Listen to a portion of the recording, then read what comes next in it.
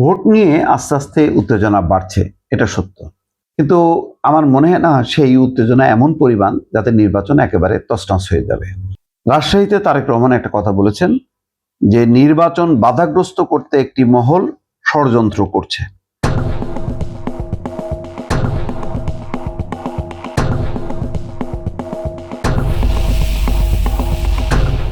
তিনি বলছেন যে ১৬ বছর আমরা কয়েকটি তথাকথিত নির্বাচন দেখেছি, নিশিরাতে নির্বাচন দেখেছি, আমিডামি নির্বাচন দেখেছি, গায়েবী নির্বাচন দেখেছি।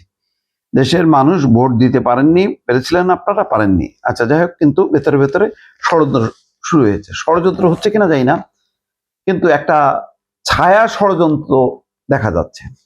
সেটা হচ্ছে যে বক্তব্যগুলো এমনভাবে বলা হচ্ছে, বিশেষ করে শেরপুরে যে ঘটনা ঘটেছে, এটা সামগ্রিকভাবে বলা যাবে না যে পরিকল্পিতভাবে সারা দেশ ব্যাপী এটা একটা ঘটনা ঘটছে, তাই এটা একেবারেই বিচ্ছিন্ন। এইরকম সহিংসতা অসংখ্য ঘটেছে এর আগে।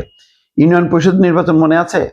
আওয়ামী লীগের সময় 300-400 লোক মারা গেছিল। সেই তুলনায় কিন্তু এই নির্বাচনে 2-3টে ইনসিডেন্ট ঘটছে, কিন্তু কোনো ইনসিডেন্ট না ঘটুক সেটাই প্রত্যাশিত। যেভাবে মারা গেছে রেজল করিম, তাতে কাদের উস্কানি ছিল সেটাও বের হয়ে আসছে। কারা মানে ভোরবেলায় যে সমস্ত সামনের চেয়ারগুলো দখল করে বসে থাকলো, সেখানে আর একটা দল যে কোনো জায়গায় পাইলো না, সেটা নিয়ে যে তর্ক বিতর্ক, যাক, এরকম ঘটতে পারে সংঘাত, এখানে দুই পক্ষই মারা যেতে পারতো। কিন্তু এটা মানে এই না যে নির্বাচন একেবারে তছনছ হয়ে যাবে, বানচাল হয়ে যাবে। কিন্তু এটা ঠিক ছোটখাটো ঘটনা, যেমন ডিম মারার ঘটনাকে কেন্দ্র করে এমন উত্তেজনা ছড়ানো হলো, তাতে মনে হচ্ছে যে এই নির্বাচনটা শান্তিপূর্ণ হবে কিনা, ফলাফলের পর কি পরিস্থিতি তৈরি হবে, নানা ইস্যু দিয়ে রাস্তায় অশান্তি তৈরি হবে কিনা, সেই পরিস্থিতি কিভাবে নিয়ন্ত্রণ হবে, আমার কাছে এটা নিয়ে একটা দারুণ সংশয় আছে, সন্দেহ আছে। কারণ ওই যে বলা হচ্ছে যে আমার ভোট আমি দেব, এটা যদি কেউ বাধা দেয় তাহলে আমরা হাত গোটায় বসে থাকবো না, এই ধরনের আকারে ইঙ্গিতে বক্তব্য দেওয়া হচ্ছে। একটা পক্ষ দেখা যাচ্ছে যে মানে স্কুল শিক্ষকদের মতন পড়াশোনা যেভাবে শেখানো হয় সেভাবে বক্তৃতা দিচ্ছে, আরেক পক্ষ কিন্তু খুবই উত্তেজিত যে চাঁদাবাজ, দখলবাজ, দুর্নীতিবাজ, মানে কে চাঁদাবাজ, কে দখলবাজ, কে দুর্নীতিবাজ, কোথায় হইলো, কি ঘটলো সেটা না। 5ই আগস্ট পরবর্তী সময় হ্যাঁ ঘটেছে, ঘটেনি তা না, সেগুলি হলো সামাজিক সমস্যা, সেগুলো কেন্দ্রের কোনো নির্দেশ নেই, লোকাল পর্যায়ে যে যার মতন করে তার প্রভাব বিস্তার করছে। কিন্তু সামগ্রিকভাবে যখন নাকি একটা দল সরকারে আসবে বা সে যখন নাকি দেশ পরিচালনার নেতৃত্ব নেবে, তখন কি সে এগুলি অ্যালাউ করবে? করবে না। যদি করে তাহলে সে শেখ হাসিনার সরকারের রূপান্তরিত হবে।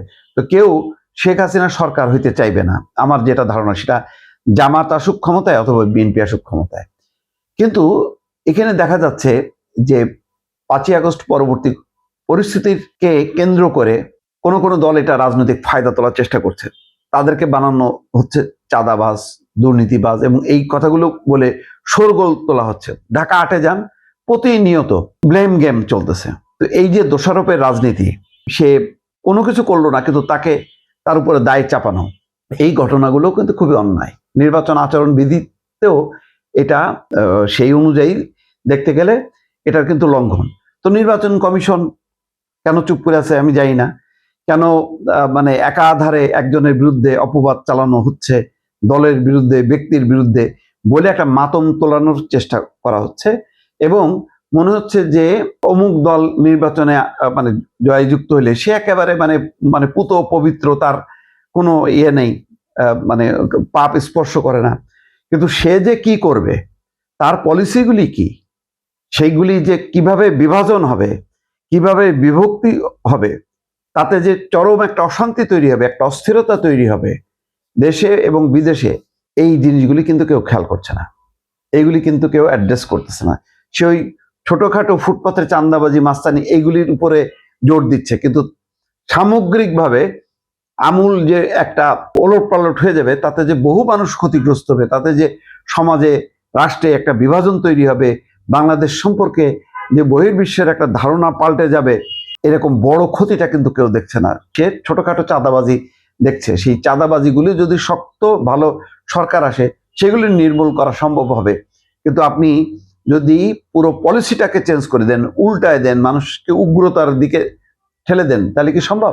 বিজেপি দেখেন এখন ভারতের কত বড় সমস্যা, এখন এমন উগ্রতা যে মুস্তাফিজ খেলতে পারে না, বাংলাদেশ দল সেখানে যাচ্ছে না। কি হলো? ক্রিকেটটাকে পুরো রাজনীতিকরণ করালো কেন? ওই যে ভারতে একটা উগ্র ধর্মীয় দল ক্ষমতায় থাকার কারণে আজকে ভারতের সাথে অন্যান্য দেশের সম্পর্ক নষ্ট, আভ্যন্তরীণভাবেও তারা একটা হিন্দু মুসলিম বিভাজন তৈরি হয়েছে। তো বাংলাদেশও কি সেই দিকে যাবে? এটা হলো প্রশ্ন।